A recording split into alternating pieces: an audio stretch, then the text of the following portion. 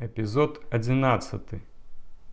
Ясь робіцца асістэнтам прафесара нябеснай магіі. Не будзе перабольшваннем, калі я скажу, што баран ніколі не адчуваў, каб нехта яго любіў ці кахаў. Бадай яго любіла толькі матка, якой ён не памятаў. Фізічнага кахання Алік меў даволі, хоць ніколі не ганяўся за жанчынамі. З кабетамі ён меў бурныя прыгоды, але ніколі адмыслова не імкнуўся здабыць увагу жанчын, якія яму падабаліся.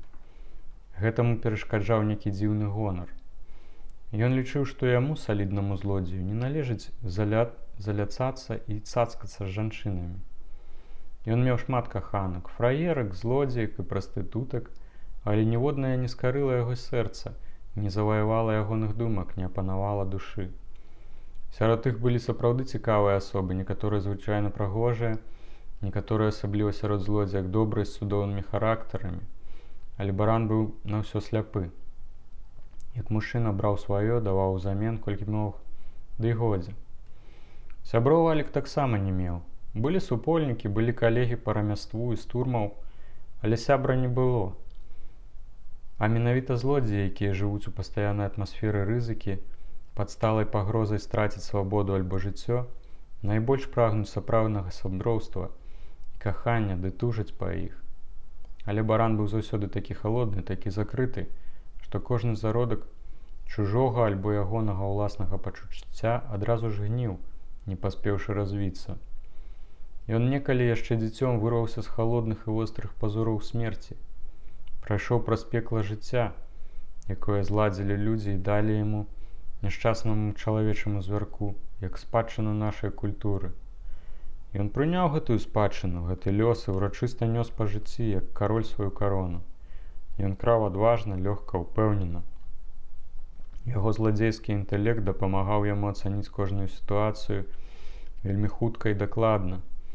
Ён працаваў беспамылкова і спакойна, але разам з тым быў вельмі асцярожны, што некаму магло б падацца баязлівасцю. Ён, аднак, спалучаў сабе смеласць леапарда і ягоную асцярожнасць. Як звер, якога загналі ў джунглі гораду, ён жыў дзякуючы звярынаму спрыту і інстынкту.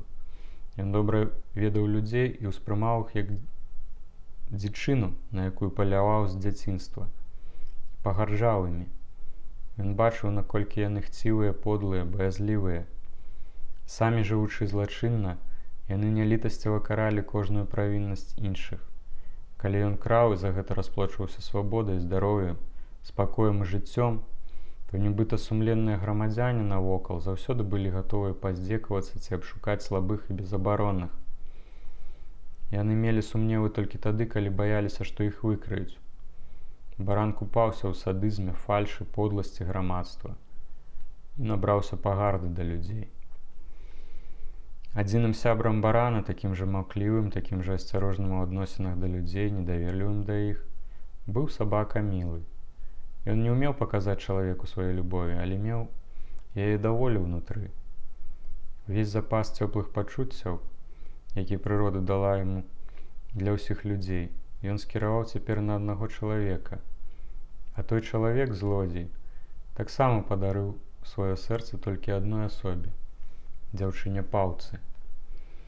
Паўлінка ж не магла знесці сабакі. Увогуле яна не любіла звяроў, як і кожная эгаістычная натура. А Мілага ўзненавідзела асабліва моцна. Спачатку сабака ставіўся да Паўці абыякава, часта бачачы яе ў таварыстве свайго апекуна. Але аднойчы Паўка, калі Аліка не было ўдома, моцна ўдарыла Мілага, які ляжаў каля ўходу ў майстэрню, нагой. Сабака кінулася на яе. Яна ледзь паспела адскочыць у бок. Тады дзяўчына ўзяла венік з дому і выйшла, каб выпісаць сабаку прачухацца. Сабака адышоўся на даўжыню ланцуга і, чакаючы, глуха бурчаў. Паўлінка забаялася, плюнула і вярнулася ў кватэру. З гэтай пары яна пачала здзекавацца з жывёліны. Паўка аблівала яе вадой, не давала есці, а калі сабака быў вельмі галодны, рабіла з хлебнага мякішу шарык, уціскала ў сярэдзіну перац і кідала Міламу. Іншым разам яна дала яму хлеб з гарчыцай, потым са шклом, Аднойчы яна ўзяла мышыную атруту, дадала вялікую колькасць яе ў халодную зацірку, заліла малаком, каб страва прыемна пахла, і падсунула галоднаму звярку. Мілы не наблізіўся да заціркі. Гэта трывала каля 3 тыдняў. Сабака жыў бадай толькі таму, што ясь час ад часу выносіў яму косці да аб'едкі са стала. Гэтага было мала і здаралася зусім нечаста, але хапіла, каб сабака не здох. Баран пакуль нічога не заўважаў. Тое было акурат тады, калі у яго зусім не ішлі справы, але аднаго разу, вяртаючыся з гораду, ён прыкмеціў, што ў сабакі скалечаны бок. Гэта паўця лінула на жывёліну кіпнем. Баран толькі цяпер звярнуў увагу на мілага. Ён падышоў да сабакі і пачаў гладзіць яго па галаве. Сабака, як звычайна, стуліў вушы ад ласкі гаспадара і з лёгкім бурчаннем схапіў зубамі руку Аліка ды трымаў яе. Ён не ўмеў падлашчвацца і патрабаваць увагі, як іншыя сабакі. Каб ён толькі ўмеў скардзіцца, каб мог гаварыць. Баран адзначыў сабе, што сабака страшна схуднеў. Шэрсць яго пашарэла і аблезла. Ён згадаў, як паўця ўвесь час пераконвала выкінуць сабаку, бо той нібыта робіць псоты і ўвогуле небяспечны. І цяпер яму стала ясна, чаму мілы ў такім кепскім стане. Ён зайшоў у дом. «Ёсць абед!» Паўця ляжала ў ложку і чытала нейкую кнігу. Натуральна, пра графінь, што ёй даў пачытаць Толік, з якім яна не парвала адносінаў, а толькі захоўвала большую асцярожнасць. Не адрываючыся ад кнігі, паўця адгукнулася. «Ёсць! Вазьмі ў печы!» Баран падышоў да печы і выняў імбрык з вадою. Ён глянуў на дзяўчыну, якая вус не дзьмула, занятая любоўнымі прыгодамі графа Альфрэда і графіні Альжбеты. «Слухай, а дзе абед? Няма часу!» Узлаваная паўця села на ложку.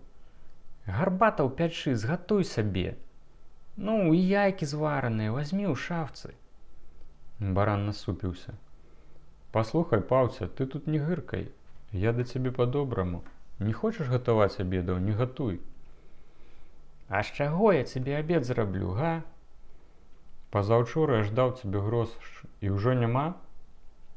«О, даў! А я каструлю купіла, прачцы заплаціла. Ну яшчэ там нешта, капейкі ўжо не маю». «То чаму не скажаш?» «Сам мусіш ведаць». Баран вечарам вярнуўся дадому п'яны. Даў паўлінцу вялікую суму грошаў, якія пазычыў ад скупшчыка. «Бяры», — сказаў ён. «Гэта на ежу, павінна надоўга хапіць. А на пакупкі я дам табе праз пару дзён асобна». Паўця надмулася.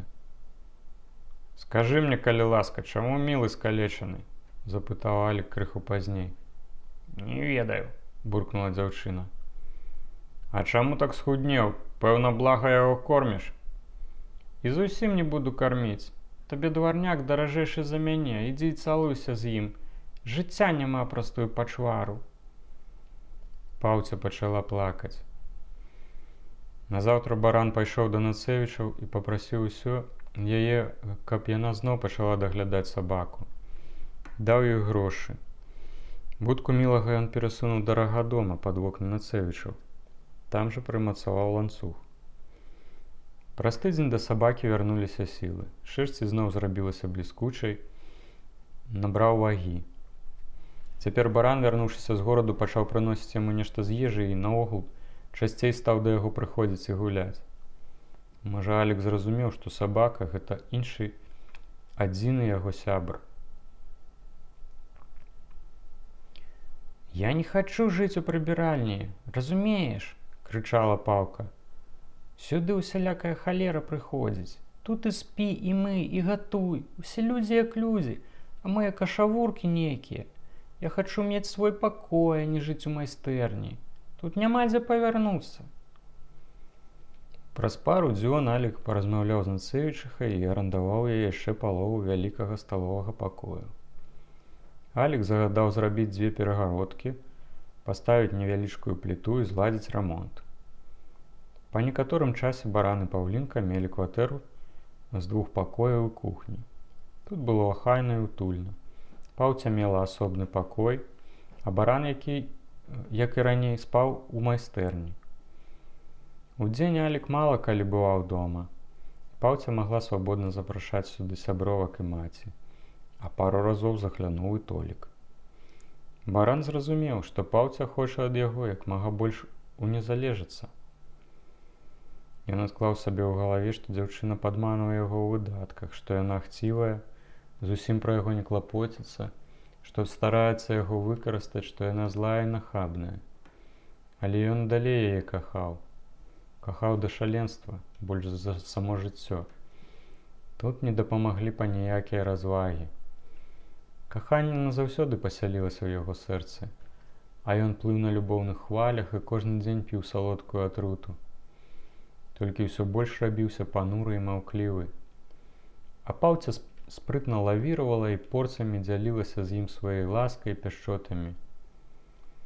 Яна ўсведамляла ўласную ўладу над ім, сваю сілу, і як кожная подлая істота злоўжывала ёй. З таго часу, як Паўця займела свой пакой, яна вельмі рэдка з'яўлялася ў майстэрні, а штораз часцей пачаў заходзіць да Аліка Ясь.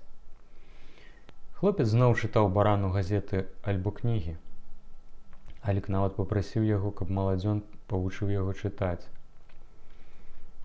Неяк баран запытаў у Яся: «Хочаш зарабіць?»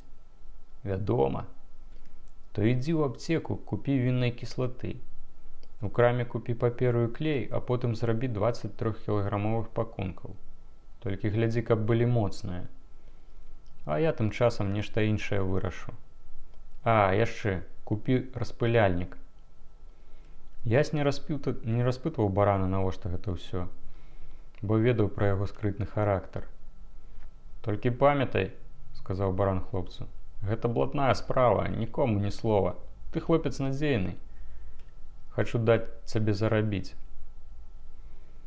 Ясі не хацеў ні пра што пытацца. Ён шанаваў і любіў Аліка, а папярэджанне, што гэта блатная справа, яго вельмі пацешыла. Баран патрактаваў яго як роўнага. Хлопец ведаў, што блатныя — гэта злодзеі і ўсё, хто з імі супрацоўнічае. Ясь здагадваўся, што Алік — гэта не просты шавец. Але хлопец быў стрыманы з натуры, таму ніколі не закранаў гэтай тэмы з баранам і ні з кім не дзяліўся сваімі здагадкамі. Хлопец борза купіў усё, што трэба, і пачаў клеіць пакункі. Спачатку ў яго атрымалася не надта добра, але потым ён разарваў крамны пакунак, пачаў рабіць свае на ўзор купленага. Праз пару гадзінаў пад майстэрню пад'ехала фурманка, і баран прыцягнуў адтуль вялікі мяшок. Ясь адрапартаваў яму, што пакункі ўжо гатовыя, толькі павінны яшчэ падсохнуць. Ясь паказаў Аліку адзін са зробленых пакункаў. Алік, узяўшы яго ў рукі і аглядзеўшы, застаўся вельмі давольны. «Клёва! Цябе рукі здатны не толькі ў носе калупацца». Баран замкнуў дзверы майстэрні і высыпаў на падлогу з месціва мешка. Гэта былі вялікія і малыя крышталі нейкага белага рэчыва. Здзіўлены Ясь пытальна зірнуў на Аліка, а той патлумачыў: «Задума, разумееш, тут такая. Гэтае белае рэчыва, галын, каштуе 3 рублі за кілаграм, а лімонная соль 600 рублёў. Тут у нас 75 кілаграмаў. Адпадзе з 10 кілаграмаў. Будзем мець з гэтага каля 60 кілаграмаў. Ясна табе?» Ясь яго не вельмі зразумеў, але не выпытываў, ведаючы, што справа высветліцца сама.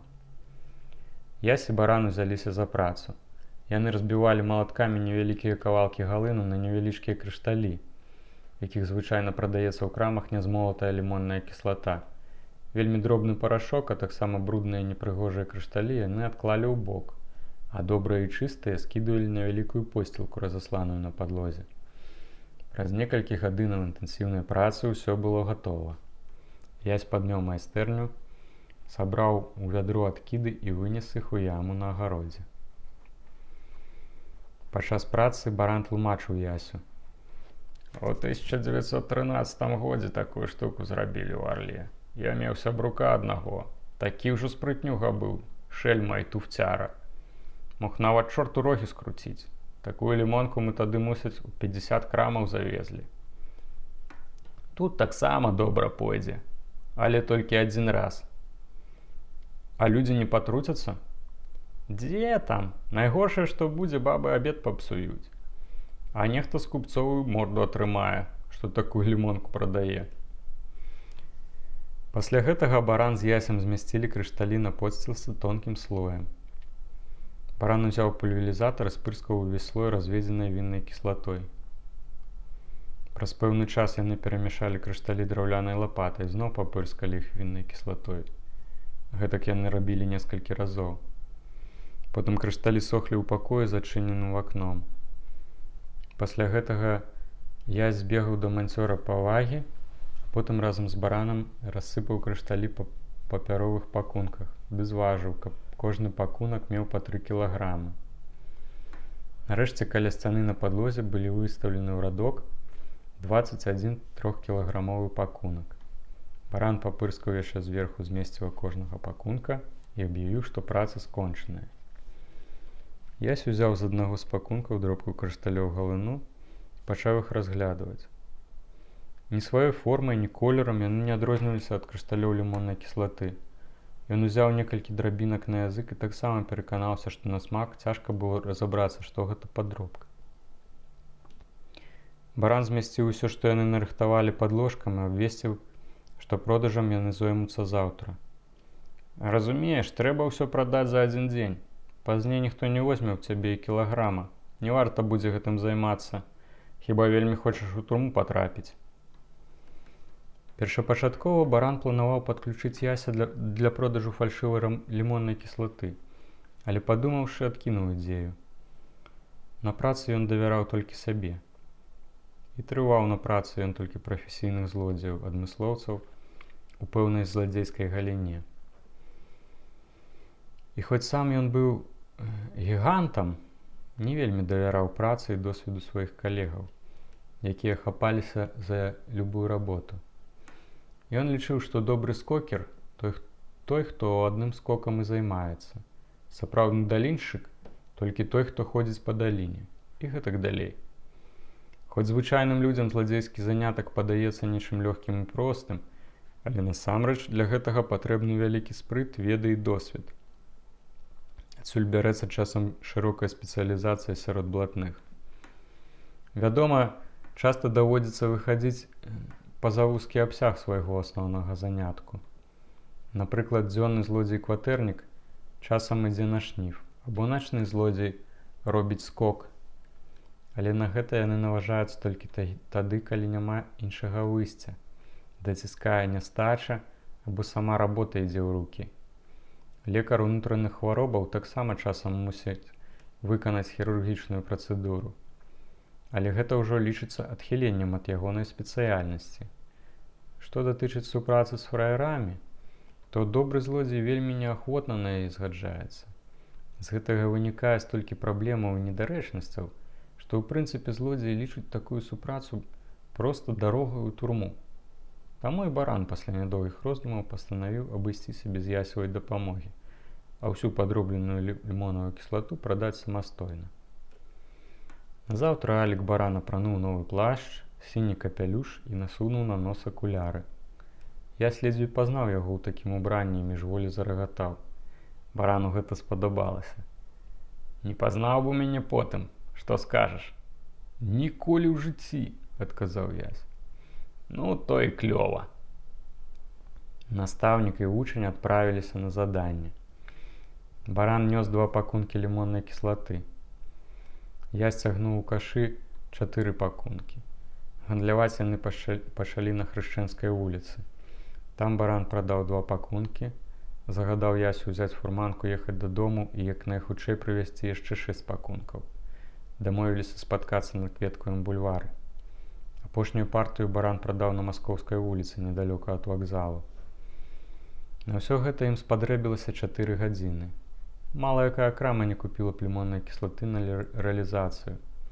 На Ясеву просьбу баран дазволіў яму прадаць апошні пакунак тавару. Ясь зайшоў у краму на Маскоўскай вуліцы. Там акурат было шмат кліентаў.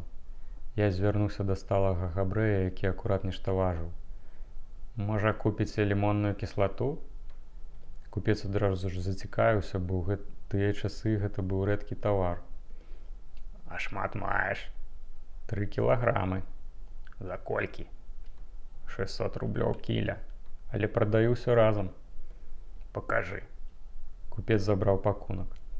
Узяў на палец, паспрабаваў на язык адзін крышталь з самага верху, другі з сярэдзіны, разгарнуў крышталі пальцамі і зазірнуў глыбей. Заплачу 550. Я ведаў, што Алік некалькі партыяў прадаваў нават за 500 рублёў, але тут заўпарціўся, што танней не аддасць. Як не хочаце купіць за 600, то ў іншым месцы возьмуць па 650. Купец узяў тавар, узважыў і заплаціў Ясю 1800 острублёў. Ясь весела вылецеў да Аліка і урачыста перадаў яму грошы. 1800, сказаў он з радасцю ў голасе. Клёва, абыякава прамовіў Алік. Поўны гонару, Ясь ішоў побач з Алікам і ўвесь свяціўся ад захаплення. На падгорнай вуліцы Баран завёў хлопца ў прытон, дзе нелегальна прадавалі гарэлку, марфін і какаін. Гэта было месца спатканняў для абраных. Сюды захаджвалі нават паліцыянты, бо тут заўсёды быў свежы тавар. Як жывы, так і наркотыкі. Баран і Ясь селі ў асобным пакоі. Алік замовіў чвэрць літру каньяку і сардзінкі. Выпілі па кілішку. За ўдачу, сказаў Баран, узняўшы кілішак. Потым Алік папрасіў Яся падлічыць прыбытак. Калі яны аднялі выдаткі на сыравіну і акруглілі суму, то выйшла, што настаўнік і ягоны асістэнт зарабілі за дзень 34 000 острублёў. Ясю гэтая сума здалася фантастычнай. Баран быў абыякамы. Ён лічыў грошы. Лічыўшы 6800 рублёў, ён падсунуў іх па стале ў бок Яся. Бяры, гэта тваё. Ясь пачырванеў, збянтэжыўся. Я ж амаль не ўдзельнічаў, толькі адзін пакунак прадаў. Бяры, бяры, 5-я частка твая. І Ясь узяў грошы. Яны акурат вельмі яму прыдаліся, бо ў апошні месяц у жытло Даніцэвічаў часта заглядваў голад. Назаўтра Ясь прачытаў у газеце ў рубрыцы «Хроніка» наступную інфармацыю пад загалоўкам «Новая афёра». Учора шмат менскіх купцоў стала ахвярамі ашуканца, які ў дзясятку крамаў выдаў лімонную кіслату за нейкую іншую шкодную для здароўя горкую субстанцыю.